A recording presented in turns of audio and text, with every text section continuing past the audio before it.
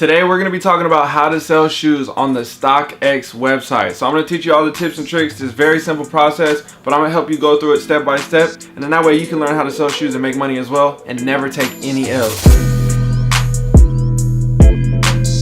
Welcome back to the channel. What's up with you guys? How you doing? How you been? If you did not know, my name is DJ and this is the DNA Show. Now, this is a question that I thought a lot of people already knew the answer to, but I still get this question to this day. So I figured it was only right to make this video. So again, if you are new to the channel, don't forget to hit that subscribe button. If you're old, what's up with you? You already know what to do. Drop a comment down below and hit that like button as you go along this video. Helps out the algorithm oh so much. I picked these up recently the other day, but they were a size 11.5. I'm a size 13. So the best way to do is try to sell these or do something else to get them in my size. So what I'm gonna do is put these on StockX website and show you the process of how to list the sneaker, and then I have another shoe that I already have sold, so I'll show you how that process works. We'll ship that shoe out, and then at the end of the video you guys should have a good understanding on how to do everything from there. So the first thing that you're gonna wanna do is go to the App Store and download the StockX app. Once you have that app downloaded, then you're gonna go on, log in, and create an account. You can link it to your Facebook page, or you can create a new account with a new email. What you're gonna wanna do is make sure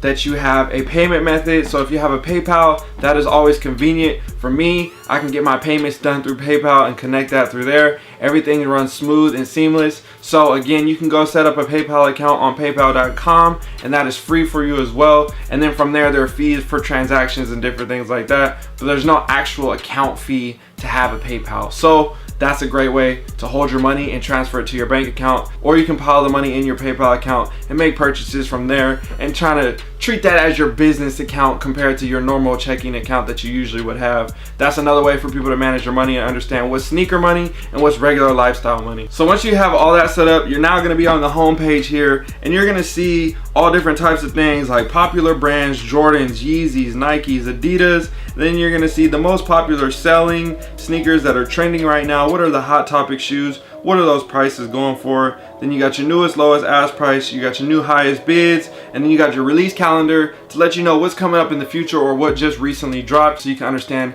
how to kind of track the market and understand what shoes to buy and what shoes to sell. So now people will have the simple question of, how do you sell the shoes on the app? For me, I have this shoe right here, the Air Jordan 3 Red Cement, Unite, whatever you like to call it. I'm gonna look it up into the search bar, and I know this is like the Air Jordan 3 Red Cement. So we have the Air Jordan 3 Fire Red is what they have it listed as. This is not the Shy version. Mine is already populated to a size 13, but this is 11.5. So I'm gonna select the size 13 category, and then it's gonna pop up all the different sizes and all the different prices. From there, I'm gonna click on 11.5. That'll kind of show me what the market is for this shoe, and I can scroll down and see the trends of the shoe and what people are selling this shoe at. Typical sales right now are going for 230, close to around that price. So if I wanted to sell this shoe, which I probably wouldn't because I don't think it'll be a wise decision, but I'll just show you anyways how the process works. We'll click on the sell button here, and then that'll pop up everybody else's bidding prices, what other people want to pay for the shoe, not what they're willing to sell the shoe for. So then I'll click on the size 11.5, and now I'll be able to see my asking price or the sell now price. So basically right now in this world, somebody is willing to buy the shoe for $220. If they purchase the shoe for $220, the payout would then be $196.47. Now, the retail on the shoe, if you didn't pay any taxes or have any fees, was $200. So that means you're gonna lose somewhere around $3 and some change if you were to sell the shoe at $222. For example, let's just say that I bought the shoe for $200 retail and I wanted to try to turn a profit, or at least just make a buck, right? Lowest asking price, which somebody else is willing to sell it for $230. So we're gonna click on $229, and this is what usually drives down the market. Somebody will say, oh, I'll bid $1 less, $1 less, and next thing you know, they drive the prices down, and then the buyers have a chance to get the shoe for a good deal. If I were to sell the shoe for $229, as you see on here, the payout is now $202.67. So I bought the shoe for $200, and now my profit is $2.67. Yay. Right, so you see what I'm saying? Certain shoes show you that maybe it's not worth selling it now, maybe it's worth holding it on later, or if you think the shoe's gonna go down in value, maybe it is worth selling it now because it might go down in value, or because it hasn't released yet. You know, there's a lot of factors which comes to another part of the game. So I'm gonna post a shoe for $250, and that's gonna give me $221. I'm gonna ask over the normal asking price, and then you accept, yes, I have the sneaker box, yes, it's authentic, I'm able to ship in 2 days once the sale happens, and then I confirm the asking sale. From there, now it says, hey, you have successfully listed the shoe for $250. It is now live, size 11.5. StockX requires that sneakers are dead stock and 100% authentic. Whatever it is that comes with the sneaker, you have to have everything that comes with the shoe. So you can't just try to keep the hang tag or different things like that. Otherwise, they'll send it back to you and they'll not give you the sale, and they'll kick the money back and you won't make any money. And you'll have to pay for shipping. Step number 2, it says buyers have the option to bid on your sneakers or buy them immediately. So what that means is, just like we saw earlier with the bids, people are able to bid on the shoe to try to get you to accept a lower offer, or you can stay firm with your sale price and say, hey, this is all I want to sell it for, I don't want to go any lower, and you can wait until the day that that sneaker sells. Sometimes it takes a really long time, and sometimes you can overbid what the shoe is worth, and people sometimes buy it. So don't always be gung-ho to just go ahead and sell it for that lower price and not make as much money. If you're patient and you know that you can afford to be patient, and you know the shoe that's going to hold its value, be patient and you'll get your money. It always works. So always try to do that to stay ahead of the game, and that way you're never losing any money just trying to say, I flipped some shoes, yet you didn't turn a profit or you took a $5 loss for no reason. So step number 3, it says StockX is not an auction, so sneakers are not automatically sold to the highest bidder, which means, yeah, they could be $1 underneath your bid, but that doesn't mean there's an expiration date or anything like that. Once you say yes to those bids, then it's a sale, but there's never any sale unless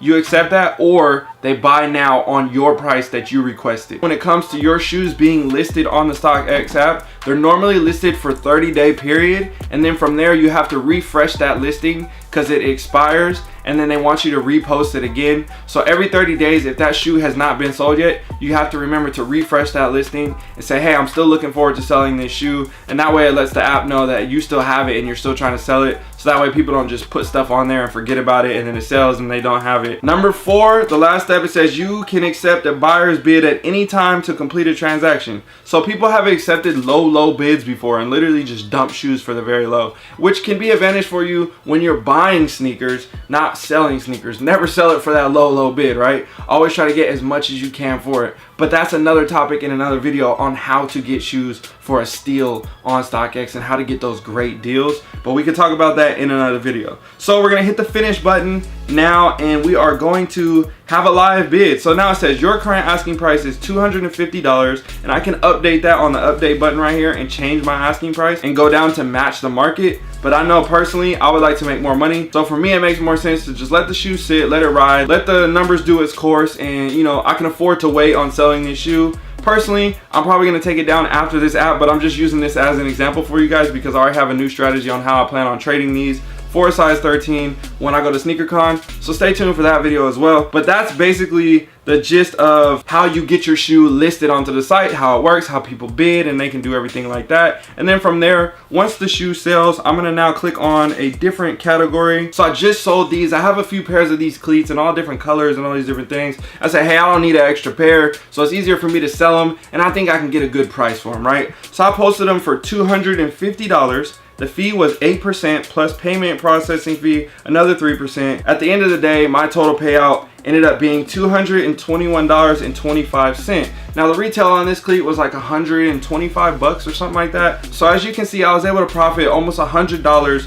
off of this cleat by just letting it sit over time, letting it sit around. This cleat was selling for, let's go back and look actually, $109, $120, $200, and then my sale recently for $250. So I was patient with the market and I was able to sit around and wait because I knew somebody else would buy that shoe for that price. I just didn't get, you know, anxious or needed the money or anything like that, where I drove my price down on myself, competing against myself, trying to get that sale. So if you can be patient, if you can afford to be patient, trust me, it's worth it, because as you can see, I was able to make a quick profit of $100 off of a cleat like this, and I have multiples of it. So for me, it's a win-win. So let's go now and talk about how to ship it out and how to complete the order and make that money. So the next step is printing the label, getting the shoe shipped out, waiting for it to get confirmed and authorized. Once it gets authenticated, then you get your money paid out to your PayPal, and I'll show you how that works. So what you're gonna wanna do is print the label. You're gonna click on label print label, whatever you want to call it. Then it's gonna show you right here. Then you're gonna say print shipping label. Then you're gonna select your printer and you're gonna print that out. Once you print that shipping label out, then you're gonna now take that label, put the shoes and the original box into a shipping box. You cannot ship just the box. You need to ship the box of shoes inside of a box. Once you ship it inside that box, you're gonna take that label, put it on top of the box, tape it, drop it off at the post office. Once you drop it off at the post office, you're gonna wait for 2 to 3 days, sometimes 4 days, depending on the day that you ship out, and they will get the shoes, authenticate the shoes, and once they are authenticated, they will then pay out the money to your PayPal account, and from there, the deal is done. You made your money, everything is good to go. So it's a pretty smooth, pretty simple process. And if you are right and strategic with how you price your sneakers, you can always win, because it will show you how much money you get paid out for the price that you're asking for. And if you're never, ever, ever impatient and don't try to drive the prices down like other people do, you can be patient. You can make some good money off of this app. But it's also being wise and being patient. So if that was helpful, I hope it was.